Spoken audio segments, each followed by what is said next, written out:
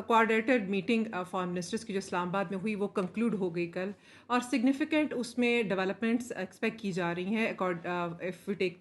This Iran और US Israel conflict. और ये जो पीस ट्रीटी की जो है वो फॉर्मल उस तो अभी तक साइन नहीं हो सकी है, लेकिन इसके बावजूद जो successful establishment of pathway to that negotiation जो है उसके ऊपर बहुत काम हुआ है। यानी इसमें जो कंसेंसस सामने आया वो ये है कि यूनिफाइड रीजनल ऑफ रैम्प जो है वो डिसाइड किया जाएगा। हम आज इसी पे बात करेंगे। और जो मोस्ट इंपॉर्टेंट जो क्रिटिकल आउटकम इसका था, ये इसकी जो फॉर्मल अलाइनमेंट है, इसमें पाकिस्तान, सऊदी, टर्की और इजिप्ट जो कि इस रीजन के अंदर स्टेक होल्डर भी हैं, जो इफेक्टिव पार्टी भी हो सकते हैं, तो इनका जो एक सिंगुलर डी एस्केलेशन का जो रोड मैप है वो बहुत सिग्निफिकेंट है। जिस तरह से वो उसके ऊपर कंसेंसस हुआ, जिस तरह से उसके ऊपर फिर देन फॉर्मलाइजेशन की बात की जा रही है। सो जो डी एस्केलेशन का जो मैकेनिज्म है वो फोर मिनिस्ट्रल मीटिंग ने जो अग्रीमेंट इस पर साइन किया, that is about that permanent monitoring mechanism bye these four actors. यानी ये जो चारों एक्टर्स हैं, इन चारों की जो एक मॉनिटरिंग मैकेनिज्म बनाया जाएगा, एक फोर्स होगी जो फैसिलिटेट करेगी इनडायरेक्ट कम्युनिकेशन को बिटवीन तेहरान एंड वाशिंगटन। और उसमें न्यूट्रल वेन्यू भी डिसाइड हो चुका है, यानी इस्लामाबाद को फॉर्मली एक्सेप्ट कर लिया गया है by the regional bloc as a primary venue for the potential US Iran direct talks that is going to be happening this week and next week. तो इसका मतलब ये है कि जो ईरान है और जो सऊदीया है और जो टर्किया है और उसमें इजिप्ट आ रहा है और बाकी जितने भी रीजनल ब्लॉक हैं वो सब इस बात पे एग्री कर गए हैं कि पाकिस्तान जो है वो एक प्राइमरी न्यूट्रल वेन्यू डिसाइड हो चुका है, ताकि जितनी भी सीज फायर के ऊपर प्रिलिमिनरी बात की जा सके वो पाकिस्तान उसमें उसका पार्ट हो। फिर उसके बाद ज्वाइंट ह्यूमैनिटेरियन अपील की इसमें बात की गई कि समिट जो है उसने एक स्टॉक वार्निंग इशू की है regarding the global energy stock. सबसे तेज़ी से बढ़ती हुई प्राइसेस हैं, तो उसके ऊपर कहा गया है कि इमीडिएट डी एस्केलेशन होनी चाहिए, मिलिटराइजेशन को ख़त्म किया जाए स्पेशली स्ट्रेट ऑफ हॉर्मुज़ में, ताकि टोटल ग्लोबल रिसेशन जो है उसको अवॉइड किया जा सके। और ये बहुत बड़ा स्टेप है, बिकॉज जिस तरह से हम तेज़ी से बढ़ती हुई एनर्जी प्राइसेस और उसके ऊपर जो हम प्रोटेस्ट देख रहे हैं, इवन इन अमेरिका हमने पिछले वीक में देखा किस तरह से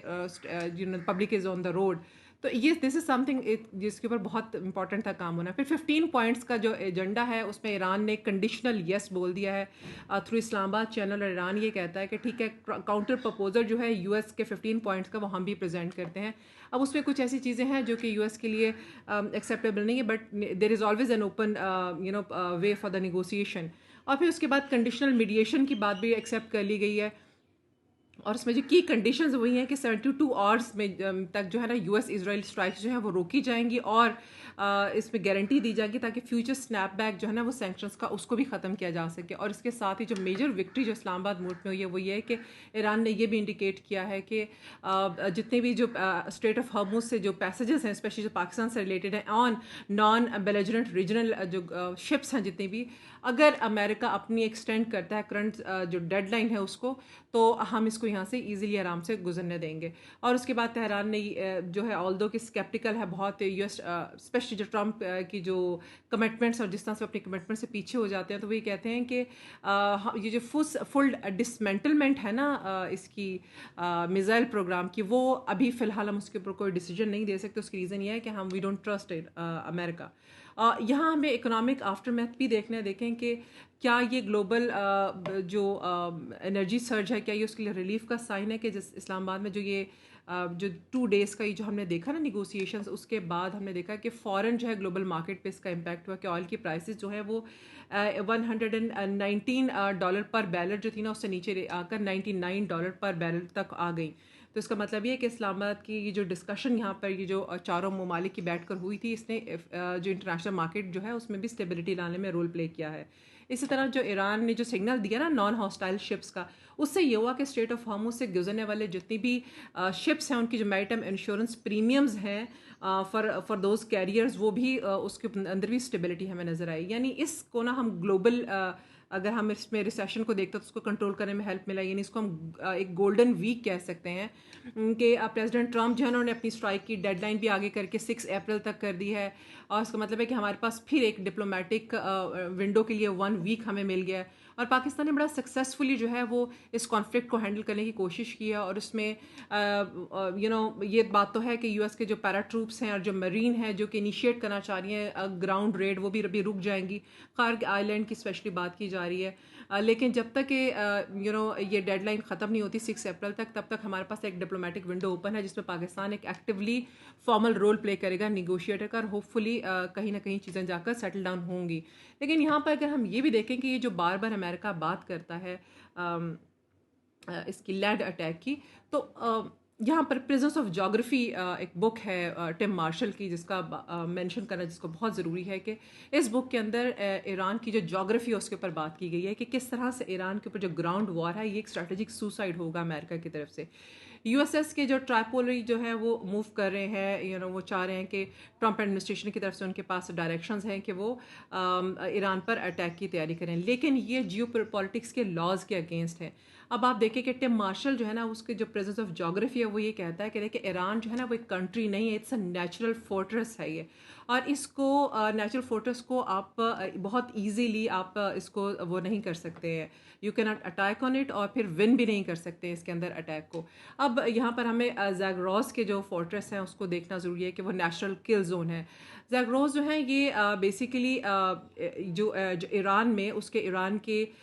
जो आते हैं ना 900 माइल्स के ईरान की नॉर्थ वेस्टर्न साइड से होते हुए स्टेट ऑफ हॉर्मुज में आते हैं, जो 20% कवर करता है ऑलमोस्ट लैंड का कंट्री। और अनलाइक इराक, जैसे इराक जो तो फ्लैट था, प्लेन लैंड्स थी, उसके लिए अटैक करना यूएस के लिए आसान था, शॉक एंड आउ की जो कंडीशन है वो यहाँ पर नहीं मिल सकेगी। ईरान के पास आसपास जितनी भी माउंटेन्स रेंज हैं वो बहुत डेडली हैं, और ये वो डेडली माउंटेन्स हैं जो उसको सपोर्ट भी प्रोवाइड करती हैं। तो अगर आप ईरान के हार्ट में पहुंचना चाहते हैं, middle of the प्लेटू of Iran, तो उसके लिए आपको ये सारे जो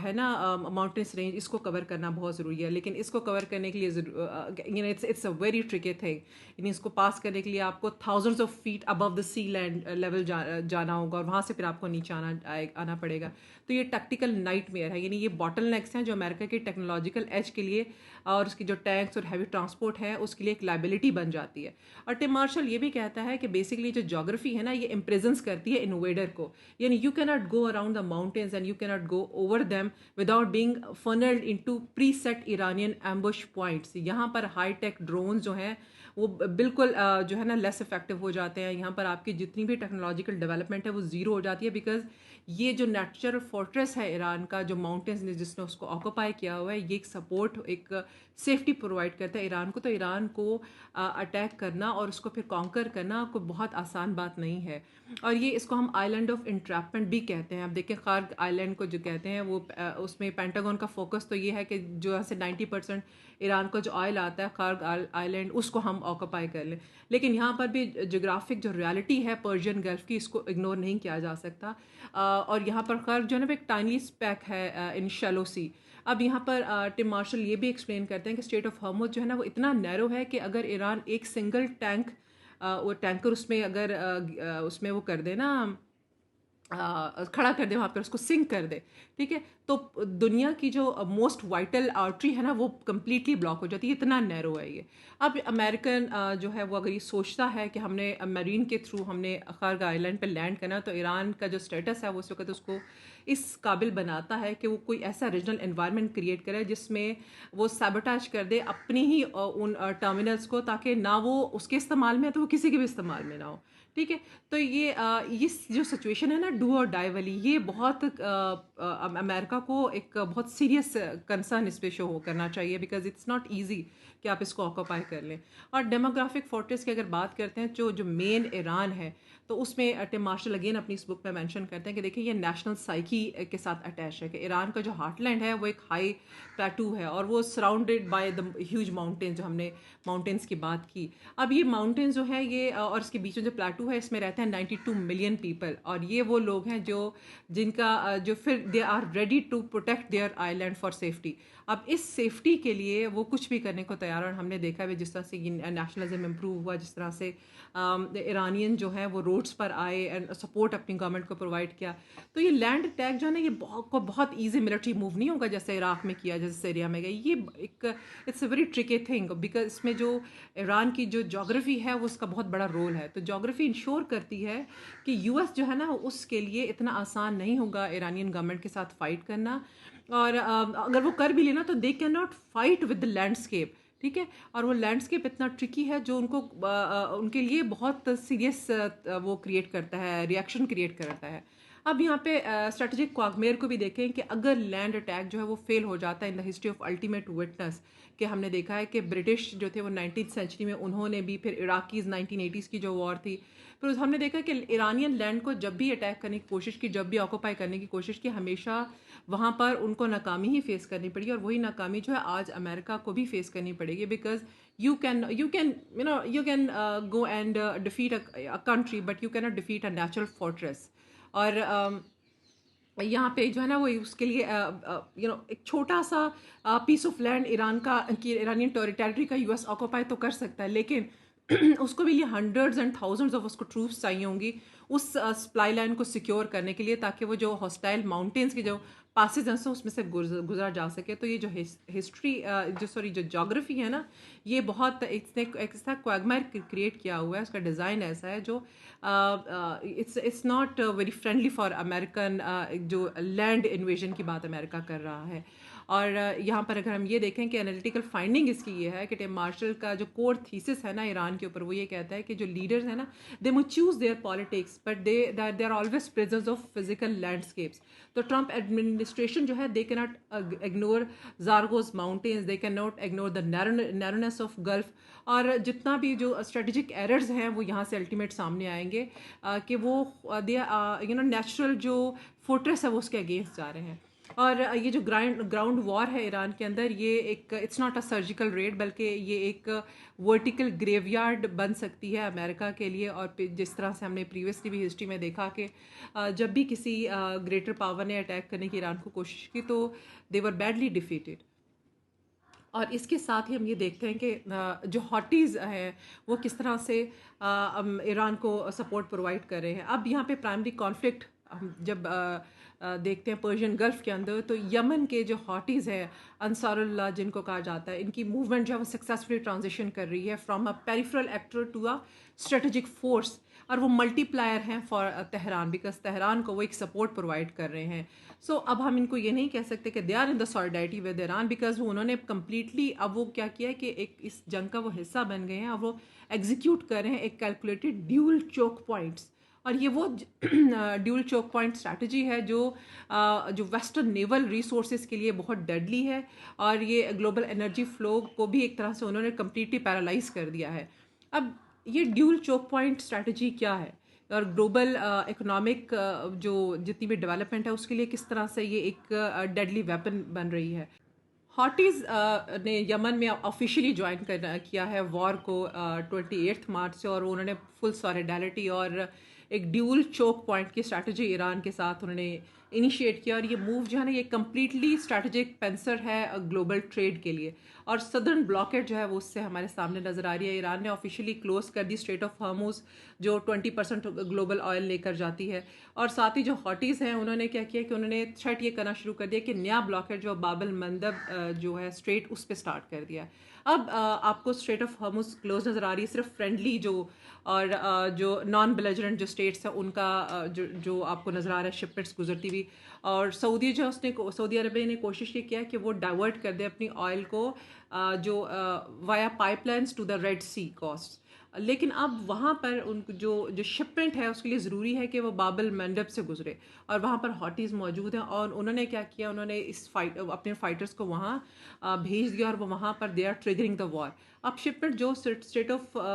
हर्मुज से नहीं गुजरती और वो स्वेज कैनाल से गुजरती, वो ऑलरेडी वो 26,000 वेसल्स तक उनकी वो रीच पहुंची थी, और अभी आकर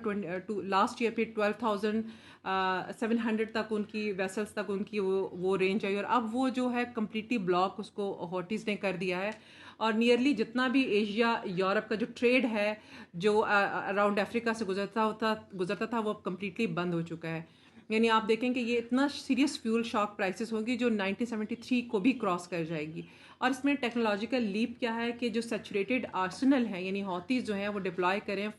एक frightening new generation of weapons, यानी उसमें जो सैचुरेशन आर्सेनल्स की वो कर रहे हैं वो बहुत डेडली है। स्पेसिफिकली ये डिज़ाइन कर रहे हैं, और यानी जो वेस्टर्न जितने भी डिफेंसेस हैं उनको ये ओवरवेम करते हैं। इसमें हाइड्रोजन पावर ड्रोन है, यानी रिपोर्ट्स ये कहती हैं कि बिल्कुल नए टेक्नोलॉजी के जो hydrogen fuel fuel cell drones हैं वो इस्तेमाल कर रहा है हॉटीज़ वहाँ पर। और उसमें फिर उनके पास ये कैपेबिलिटी है कि वे एयरबॉर्न रहते हैं एक्सटेंडेड पीरियड ऑफ टाइम, और बहुत लो यानी अल्ट्रा लो अल्टीट्यूड के ऊपर ये फ्लाई करते हैं ताकि वो रेडार जो है ना उसको अवॉइड कर सके। और ये सुसाइड सबमरीन्स भी वहाँ पे ईरान ने पहुँचा दिए, यानी यूएस नेवी जो है उन्होंने कंफर्म किया है कि ईरान की जो अनमैन्ड अंडर वाटर व्हीकल्स हैं यानी यूयूवीएस जो है वो वहाँ पर मौजूद हैं। ये टोपेडो लाइट ड्रोन जो हैं वो मोबाइल माइंस की तरह अटैक करते हैं, वो भी वहाँ पे मौजूद हैं। तो यानी आपको जो डेडली वेपन्स जितने भी नज़र आ रहे हैं ये वो वेपन्स हैं जो हॉटीज़ इनको यूज़ करेंगे, और ये जो अमेरिकन नेवी है उसके लिए डेडली भी क्रिएट हो रहे हैं, और वहाँ से गुजरने वाली जितनी भी और शिपमेंट है, जितनी भी ट्रेड रूट है उसको भी उन्होंने ब्लॉक कर दिया है। यानी इसको हम सैचुरेशन डॉक्ट्रिन कहते हैं कि ग्रुप जो है ना, इस हॉटिस ग्रुप ने उन्होंने लॉन्च किया है एक इस तरह से ड्रोन का, और यानी ये वो ड्रोन है जो एरियल और नेवल दोनों यूनिट से फायर किया जा सकता है साइमल्टेनियसली। और यूएस नेवी को चाहे वो मिलियंस एंड ऑफ डॉलर वो इंटरसेप्टर पे आपने स्पेंड कर दें, इसके बावजूद जो ड्रोन की कॉस्ट है वो ऑलमोस्ट $20,000 के बराबर है। तो ये एक एसिमेट्रिक है अटैक, और जिसमें ऑब्वियसली डिफीट उसकी होगी जो सबसे ज़्यादा इसमें पैसे भी खर्च कर रहा है और उसके बावजूद वो सक्सेसफुल नहीं हो सक रहा। सो हॉटिस का जो प्राइमरी ऑब्जेक्टिव है ना, ये it is to actually to sink the carrier, बल्कि वो चाह रहे हैं कि सुपर पावर को डाइवर्ट कर सकें। यानी उसमें एक तो उनकी अटेंशन डाइवर्ट हो सके, दूसरा जो ना रिसोर्स डिप्लीशन हो सके। तो ये ट्रम्प एडमिनिस्ट्रेशन है वो स्प्लिट करेगी अपने कैरियर स्ट्राइक ग्रुप्स को, कुछ को वो रेड सी में भेजेगी, कुछ को वो खार्ग आइलैंड में भेजेगी। तो इससे क्या होगा कि जितना ज़्यादा आप अपने वॉर जोन को एक्सपैंड करें उतना ज़्यादा आपकी अटेंशन कम होती है और आपकी जो सक्सेस के चांसेस कम होते हैं। अब यहाँ पे ये हमने ये भी देखना है कि वियतनाम और अफ़गानिस्तान से अपोजिट जो हॉटीज़ है ना, ये मोज़ैक डिफेंस को यूज़ करें, यानी वो ये एक ऐसे हाइडिंग लॉन्च पैड जो है ना वो इन्होंने अनडिस्कवर्ड माउंटेन्स में छोड़ दिया ताकि वो कभी भी वहाँ पे जाके वहाँ से फायर कर सकें, और चाहे कितनी ही हैवी बम्बार्टमेंट दूसरी तरफ से क्यों नहीं गिरे वो उसको पूरा वहाँ से उनकी रिटेलिएशन सामने आएगी। अब ये जो प्रेशर वॉल है ना जो यमन से सामने आ रहा है, जो कि सपोर्ट कर रहा है ईरानियन रेजिस्टेंस को, उससे अमेरिका के लिए और भी ज़्यादा मुश्किल हो जाता है इस रीजन को अपने टर्म्स एंड कंडीशंस के ऊपर इनको काउंटर करना और इनको निगोशिएशन की टेबल पर लेकर आना। लेकिन इसके साथ जो ग्लोबल इकोनॉमिक की जो लास्ट रिमेनिंग ट्रेड आर्टरी है ना वो भी हमें स्टॉप होती हुई नज़र आ रही है। तो हॉटीज़ जो है उन्होंने इस रेड सी को उन्होंने low cost but high visibility का एक ऐसा एरिया बना दिया है जो अनलेस एस्केलेशन जो ईरान की है वो उसका पार्ट बन चुके हैं। ना सिर्फ ईरान में खार्ग रीजन बल्कि रेड सी में भी अब आपको वेस्टर्न गुजरती हुई शिप्स जो हैं वो ब्लॉक होती हुई नज़र आ रही हैं। तो फिर जो इंटरनेशनल ग्लोबल जो ट्रेड है उसका क्या फ्यूचर होगा, you can easily understand. I would really like to know your opinion about it. Please comment section में comment करें, like this video and subscribe the channel. And in the next video, we are going to discuss another international issue. Thank you.